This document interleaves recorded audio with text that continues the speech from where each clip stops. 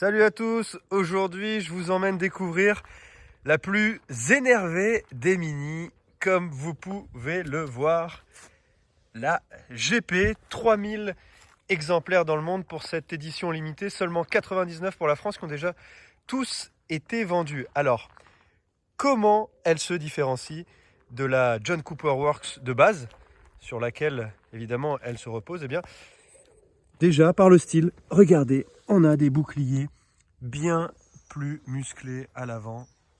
On a aussi ces arches de roues en plastique et fibre de carbone sur lesquelles est numéroté eh bien, l'exemplaire 1201 pour la nôtre. On a des pneus aussi qui sont plus larges. Ça a demandé une homologation spéciale de la part de Mini puisque ils dépassent par rapport à ceux de la version classique John Cooper Works. On a évidemment cet énorme aileron arrière avec écrit GP et puis aussi un diffuseur avec cette double sortie d'échappement, là aussi retravaillé avec une très belle sonorité. Je vais vous faire écouter juste après. En termes de châssis, il a été rabaissé de 10 mm, il a été renforcé un petit peu partout.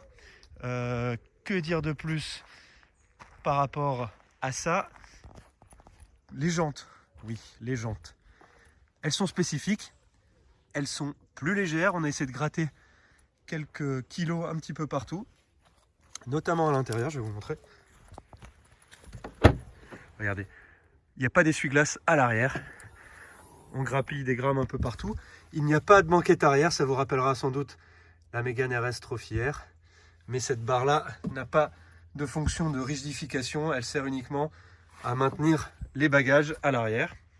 Voilà, on gratte du poids à l'intérieur.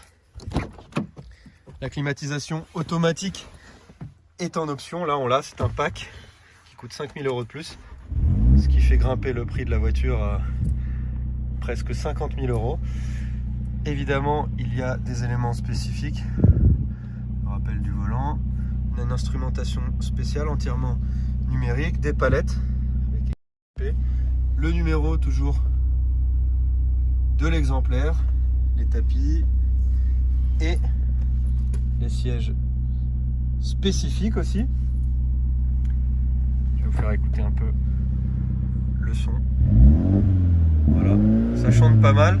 Alors le moteur, c'est le 4 cylindres turbo de 306 chevaux, 450 Nm de couple, avec une Vmax de 265 km/h, 0 à 100 en 5 secondes 2. Ce que je peux vous dire, c'est qu'à la conduite, et bien sur circuit, c'est vraiment très sympa, très fun.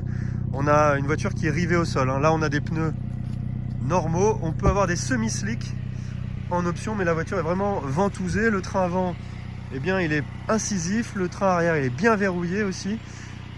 Du coup, ça donne une voiture qui est vraiment dynamique, sportive. Là, sur le circuit du Val de Vienne, jamais été pris en défaut. On a un différentiel aussi autobloquant qui vient amener eh bien, tout le couple et toute la puissance sur le train avant. On n'a pas de perte de motricité, à voir évidemment sur le mouillé, mais en tout cas sur le sec, c'est vraiment très efficace. Le reproche qu'on peut lui faire, c'est la boîte automatique à 8 rapports. Alors elle est un peu paresseuse au rétrogradage, ce qui est dommage. On aurait préféré que Mini nous propose une boîte mécanique un petit peu à l'ancienne, ce qui aurait été parfait pour cette voiture. Ça aurait peut-être fait la petite sportive vraiment idéale.